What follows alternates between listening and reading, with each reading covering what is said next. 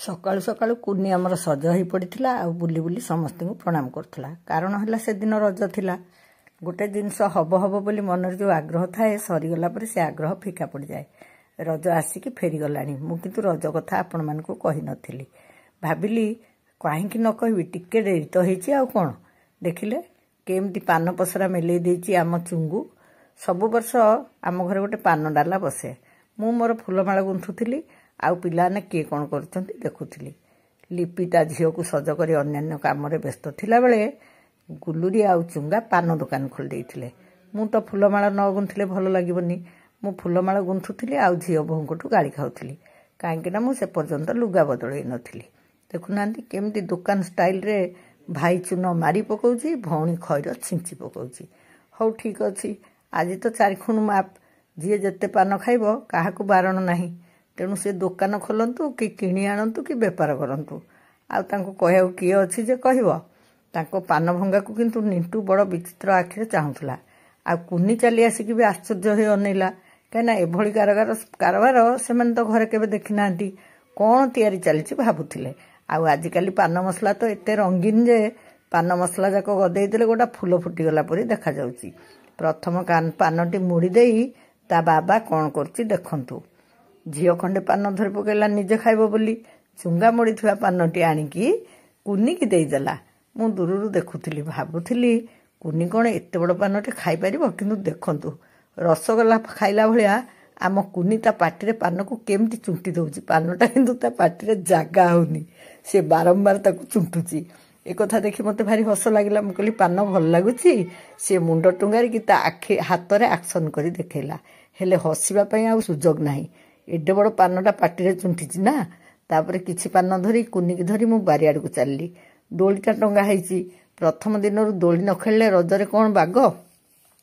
ମୋ ପଛେ ପଛେ ମାଳି ଆଉ ନିଣ୍ଟୁ ବି ଚାଲିଲେ, କହିଲେ ଆମେ ତତେ ଦୋଳି ବାହିଦେବୁ।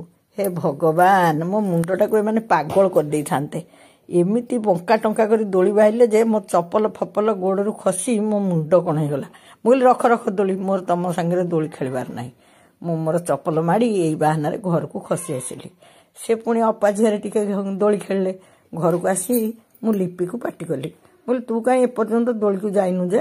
ସେ ଆସି ଦୋଳି ମୂଳେ ପହଞ୍ଚିଲା। ସେ ଟିକେ ଆମ ସମସ୍ତଙ୍କଠୁ ଡେଙ୍ଗା, ହେଲେ ତା ଝିଅ ପାଇଁ ତ ଦୋଳିଟା ପୁରା ତଳ କରିବାକୁ ହେଇଛି। ସେ କହିଲା ଏ ଦୋଳିରେ ମୁଁ ବୋଉ ଖେଳିପାରିବିନି। ବୋଲି ତୁ ନ ଖେଳେ ପଛେ ଟିକେ ଦୋଳିକି ଛୁଇଁ ଦେ। ସିଏ ସେଠୁ ଦୋଳି ପାଖରେ ଅଳ୍ପ ଖେଳିକି ବିଭିନ୍ନ ପୋଜରେ ତାର ଫଟୋ ଉଠେଇଲା।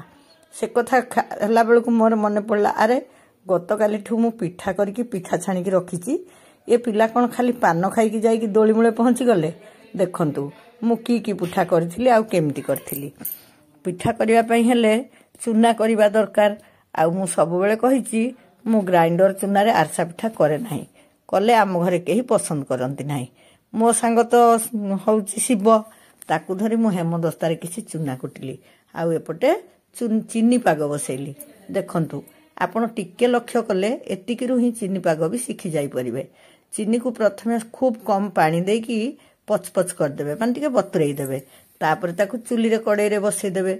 କିଛି ସମୟ ଫୁଟି ଟିକେ ବହଳା ଧରିଲା ପରେ ଗୋଟେ ଗିନାରେ ଟିକେ ପାଣି ନେଇ ସେଇଥିରୁ ପକେଇବେ। ତାକୁ ପକେଇଲା ବେଳକୁ ଏଇ ପାଗ ଠିକ୍ ହେଇଯାଇଛି। ଯେତେବେଳେ ସେ ପୁରା ଟାଣ ହେଇଯିବ ଆଉ କାଚ ପରି ଦେଖାଯିବ, ଆପଣ ଜାଣିବେ ଯେ ପାଗ ପ୍ରକୃତରେ ହେଇଯାଇଛି। ତାପରେ ତ ଚୁନା ପକେଇବେ। ଚୁନା ପକେଇକି ଭଲ କିନା ଗୋଳେଇବେ। ଏଇ ଚିନି ଆରିସା ପାଗ ମୁଁ ମୋ ଶାଶୁଙ୍କଠୁ ଶିଖିଥିଲି। ପ୍ରକୃତରେ ମୋ ଶାଶୁଘରକୁ ଆସିବା ପୂର୍ବରୁ କେବେ ବି ଚିନି ଆରିସା ଖାଇନି, କାହିଁକି ନା ଆମ ଘରେ ତ ବେଶୀ ଗୁଡ଼ର ପ୍ରୟୋଗ ହୁଏ। ମୋ ବାପା ଗାନ୍ଧୀବାଦୀ ଲୋକ ଥିଲେ, ତେଣୁ ସେ ଚିନି ଖୁବ୍ କମ୍ ବ୍ୟବହାର କରୁଥିଲେ। କେବଳ ଚାହାରେ ଟିକେ ଚିନି ପଡ଼ିବା ମୁଁ ଦେଖିଥିଲି। ଆଉ ମିଶ୍ରି ଆଉ ଗୁଡ଼ ବହୁତ କାରବାର ହୁଏ। ତେଣୁ ସବୁବେଳେ ବୋଉ ଗୁଡ଼ ଆରିସା କରେ। ମୁଁ ସବୁବେଳେ କହେ ମୁଁ ମୋ ବୋଉଠୁ ଗୁଡ଼ ଆରିସା ଶିଖିଥିଲି, ମୋ ଶାଶୁଙ୍କଠୁ ଚିନି ଆରିସା ଶିଖିଲି। ଆଉ ଉଭୟ ପିଠା ମୋ ହାତରେ ଭଲ ହୁଏ ବୋଲି ତ ସମସ୍ତେ କହନ୍ତି। ମୁଁ ପିଠା କରିଦେଲେ ସମସ୍ତେ ଖୁସି ହୁଅନ୍ତି। ସମସ୍ତେ ଯେତେବେଳେ ମୋ ପିଠା ଦେଖି ଖୁସି ହୁଅନ୍ତି, ମୁଁ ସେତେବେଳେ ମୋ ବୋଉ ଆଉ ଶାଶୁଙ୍କ କଥା ଭାବି ତାଙ୍କ ପ୍ରତି କୃତଜ୍ଞତା ଜଣାଏ। କାହିଁକି ନା ସେଇମାନେ ହିଁ ମୋତେ ଏଇ ପିଠା ଶିଖେଇଛନ୍ତି। ଚିନି ପାଗ ସରିଲା ପରେ ପୁଣି ଗୁଡ଼ ପାଗ କଲି। ଗୁଡ଼ କଥା ବି ସେଇଆ। ପାଗଟା ଟିକେ ଚକୋଲେଟ୍ ପରି ହେଇଯିବ। ଆମ ବୋଉ ତ ଆମକୁ ଏମିତି ଚକୋଲେଟ୍ କରିକି ଦିଏ, ପାଣିରେ ମିଳେଇବନି କି ହାତରେ ଲାଗିବନି। ଆଉ ବେଶୀ ନତପତ ହେବନି କି ବେଶୀ ଟାଣ ହେବନି। ତାହେଲେ ତ ହେଇଗଲା ପାଗ। ଆଉ ଆଗରୁ ବି ତ ମୁଁ ଆପଣମାନଙ୍କୁ କହିଛି ଆମ ଘରେ ଯେବେ ବି ପିଠା ହୁଏ 2 ପ୍ରକାର ଯାକ ପିଠା ହୁଏ। କାହିଁକିନା ଆମର 2 ପ୍ରକାର ପିଠାକୁ ପସନ୍ଦ କରୁଥିବା ଲୋକମାନେ ଅଛନ୍ତି। ଗୋଟିଏ ପ୍ରକାର ପିଠା କଲେ ଅପର ପକ୍ଷବାଲାଙ୍କ ମୁହଁ ଫୁଲିଯିବ। ସେମାନେ କହିବେ ବୋଉ ତୁ କାହିଁ ସେ ପିଠା କରିନୁ, ଆମେ ଏ ପିଠା ଖାଇବୁନି। ଅଳ୍ପ ହେଉ କି ବହୁତ ହେଉ ଯେତେବେଳେ ପିଠା କଲେ ମୁଁ ଚିନି ଆଉ ଗୁଡ଼ ଉଭୟ ପାଗ କରିଥାଏ। ସେଦିନ ବି ସେଇଆ କରିଥିଲି। ଆଉ ପୂର୍ବ ରାତିରୁ ପିଠା ଗଢ଼ି ଦେଇଥିଲି। ଦେଖନ୍ତୁ ଏଇଟା ହେଉଛି ପାଣିଆ ପାଗ।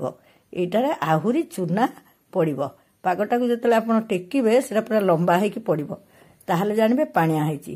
କିନ୍ତୁ ଯେତେବେଳେ ପିଠାପାତିଆ ଦେହରୁ ଖଣ୍ଡ ଖଣ୍ଡ ହେଇ ଛିଣ୍ଡି ପଡ଼ିବ ସେତେବେଳେ ଜାଣିବେ ଆଉ ଚୁନା ପଡ଼ିବ ନାହିଁ। ଆଉ ଏଥିରେ କ'ଣ ଅଛି, ତାପରେ ଟିକେ ରଖିଦେବେ। ଥଣ୍ଡା ହେଇଗଲା ପରେ ଛୋଟ ଛୋଟ ଗଢ଼ି ପିଠା ଛାଣିବେ। ମୁଁ ସେ ରାଶି ଫାଶି ପକାଏନି। ସବୁବେଳେ କହିଛି ନିହାତି ସାଧାରଣ ଭାବରେ ଯାହା ରୋଷେଇ କରାଯାଏ ମୁଁ ସେଇଆ କରେ। ଆଉ ମୋ ଘରେ ପିଲାମାନେ ସେଇଟା ହିଁ ପସନ୍ଦ କରନ୍ତି। ମୁଁ ତେଣୁ ରୋଷେଇକୁ ଏତେ ନଟକଟ କରେନି। ସବୁବେଳେ ମୁଁ ଏମିତିଆ ପିଠା କରେ ଆଉ ଆମ ଘରେ ସମସ୍ତେ ଖୁସିରେ ଖାଆନ୍ତି। ରାତିରୁ ହିଁ କିଛି ପିଠା ଛଣା ଯାଇଥିଲା। ରଜ ଆଗରୁ ପ୍ରଥମ ଦିନଟାକୁ ତ କହନ୍ତି ପାଣି ବୁହା ବା ସଜବାଜ। ସେଇଦିନ ହିଁ ପିଠାପଣା ସବୁ ହୁଏ। ଆଉ ପୋଡ଼ପିଠା ତ ମୁଁ ଯଥେଷ୍ଟ ଆଗରୁ କରିଦେଇଥିଲି। ତେଣୁ ରଜ ବେଳେ ଆଉ ପୋଡ଼ପିଠା ହେଇନଥିଲା।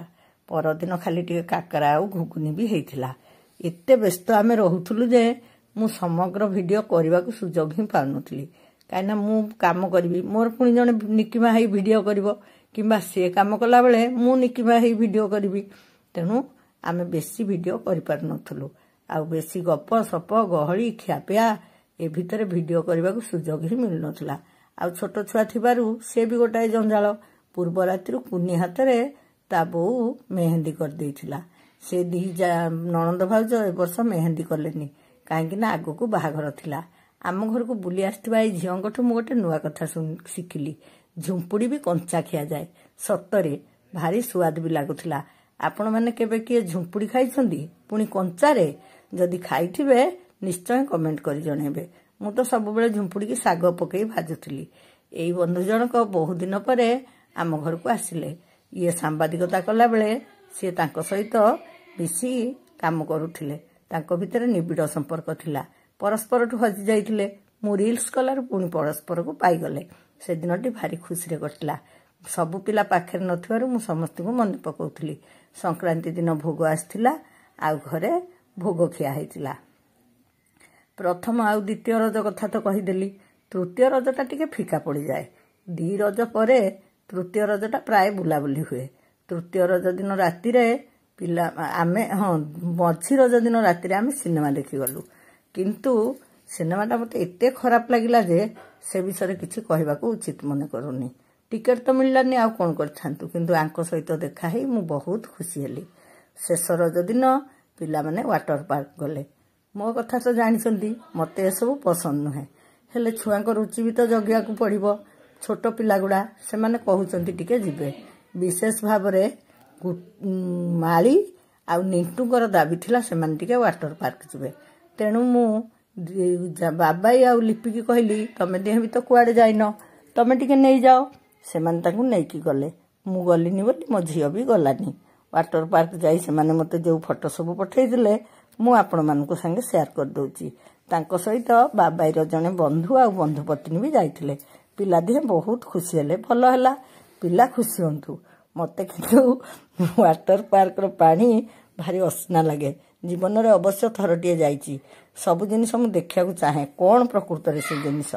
ହେଲେ ବର୍ଷାରେ ଗାଧୋଇବାଠୁ ବା ବିଭିନ୍ନ ନଈ ପୋଖରୀରେ ଗାଧୋଇବାଠୁ ମୋ ପାଇଁ ସେଇଟା ଅଧିକ ଆନନ୍ଦଦାୟକ ନଥିଲା। ସେଥିପାଇଁ ମୁଁ ଗଲିନି। ପରଦିନ ମୁଁ କେମିତି ବର୍ଷାରେ ଭିଜିଲି। ମୁଁ ବର୍ଷା ଦିନେ ଯେମିତି ହେଲେ ବାହାନା କରି ବର୍ଷାରେ ଭିଜେ।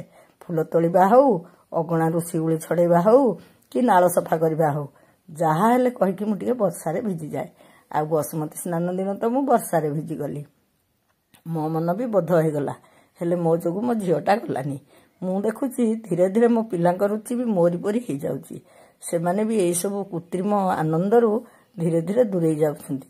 ପ୍ରକୃତରେ ମୁଁ ବି ସେଥିରେ ବହୁତ ଖୁସି। ପ୍ରକୃତ ଆନନ୍ଦ ପ୍ରକୃତିରେ ହିଁ ରହିଛି। ରାତିରେ ପୁଣି ଗୋଟେ ଜରୁରୀ କାମରେ ମୋତେ ଭୁବନେଶ୍ୱର ଯିବାକୁ ପଡ଼ିଲା। ମୁଁ ଏକା ନୁହେଁ ଇଏ ବାବାଇ ଆଉ ଗୁଲୁରୀ।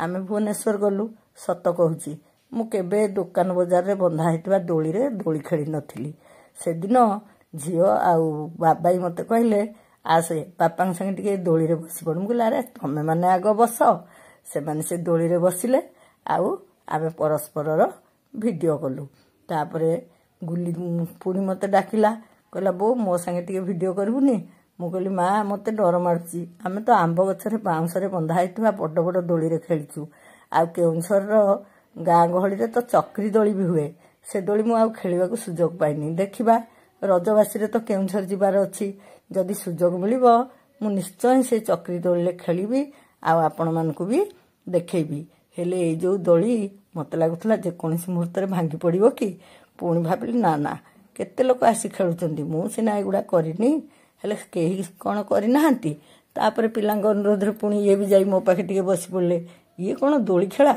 ये खाली फोटो उठार पोज जहाँ भी हो मो जीवन रे प्रथम थर पई दुकान रे एमती दोली खेलु आमे प्रकृत गोटे जिंस किनिबा को जाइथिलु सेटा दरकार थिला जरूरी तो सेथि पई जाइथिली कोन किनिथिली एते जरूरी से कथा भी मु आपन को कहिबी सत कहबा को गले मु आपन मन को कोनोसी कथा लुचौनी किंतु केते बेले को कथाटा कहले ठीक हबो से अनुसार टिके आगो पछ करी कहूची मु कहले अरे आमे समस्त तो खेलिले आ मो बाबाईटा को टिके डाकुनु तार फोटो उठे दबा शेष को बाबाई भी आसिला आ से दोली रे बसी आमे तार भी फोटो उठे देलु सेतबेलको आमर किणाकिणी काम सरथिला आमे सेठु फेरी गलु अपरिचित हेले भी कुनी पिलाटी आम परे परे खेलिबा को अपेक्षा करी रहितिला तेणु ताकू भी टिके मु वीडियो रे नै गली मु किंतु ताकू चिन्हि नाही किंबा ता विषय रे कथावार्ता हवा पई बेसी समय पाइ नाही घर को आइला गोटे विराट आंब थुआ हैची बड़ पो फोन करी कहला पो देखिलु एमती आंब तो बापा तते देखैथिले मु कहला रे मो बापा न देखांतु